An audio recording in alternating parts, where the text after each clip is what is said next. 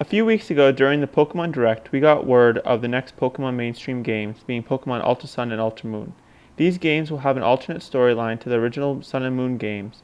While Sun and Moon were great games, there's always room for improvement, and hopefully Ultra Sun and Ultra Moon builds on from that. In this video, I'll be counting down my top 5 hopes for Pokemon Ultra Sun and Ultra Moon. As always, my name is Chamushgoo, and let's get started. Number 5. Visiting Kanto or an older region. Pokemon Sun and Moon came out during the 20th anniversary of Pokemon, and that year there were a lot of fan services for older fans with a lot of Generation 1 references, and of course Alola forms of some of the Generation 1 Pokemon. A lot of the times there are hints to what the next Pokemon game will be in the NPC's dialogue or references in-game, but this time it may have been different in the game because of the anniversary.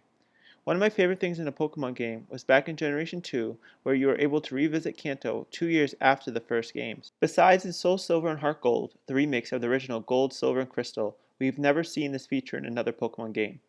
It would be pretty cool to be able to go back to another region, but due to the limitations of 3DS and how Sun and Moon were the largest games in the Pokemon series, if we do get this feature in Ultra Sun and Ultra Moon, it may have to be a small amount of content to be revisited. Number 4. The Pokemon following the player. Now this is a pretty common wish for new games every time a new one is released. In Soul Silver and Heart Gold and Pokemon Yellow, even if it was only Pikachu, would follow you as you walked around the game, but we haven't seen this happen since. Back near the release of Pokemon Sun and Moon, when the games were being data mined, it was found that there were walking animations for every Pokemon hidden in the game data. Maybe this was planned in Sun and Moon but was scrapped. As I said with the last one, it may be hard to actually put these in since the original games were so demanding on the system, and I'm sure these new ones would be too, but it would be nice to be able to see these in Ultra Sun and Ultra Moon as well. Number 3. A post-game. Pokemon games don't really usually have post-games besides a little extra story or a battle area, but it would be nice to have a complete post-game that adds content and maybe fun to the game. Maybe Pokemon that weren't available during the game from other regions appear, and you have to go back around Aloha region to try to catch them all to complete your regional dex. Number 2. Difficulty. During my playthrough of Pokemon Moon, I rarely ever lost a battle. In fact, I was pretty far into the game when I lost my first battle. Part of this was because Sun and Moon, like it was said about X and Y, is pretty easy. I know Nintendo wants to keep the games fairly easy for young children and newcomers, but it would be awesome if Ultra Sun Ultra Moon raised the difficulty somewhat or was the first Pokemon game to have a hard mode or even a new game plus for the veteran players, and even newer player who wants a challenge. Now this one is an honorable mention because I don't see it changing too much in Ultra Sun and Ultra Moon since it's an alternate story. Over the generations of Pokemon games, the rival has become less of a rival and more of a friend. Remember back in the first and second generation when the rival was someone who you wanted to be better than and actually beat?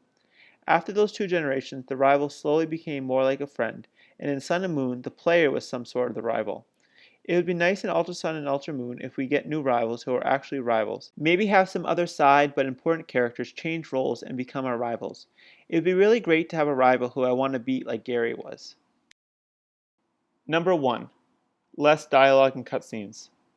When you're in the zone of a game, the last thing you really want is continuous cutscenes and dialogue ruining the flow of the game. Pokemon Sun and Pokemon Moon were the most story-driven Pokemon games so far in the series, but in my opinion they overdid it with the dialogue.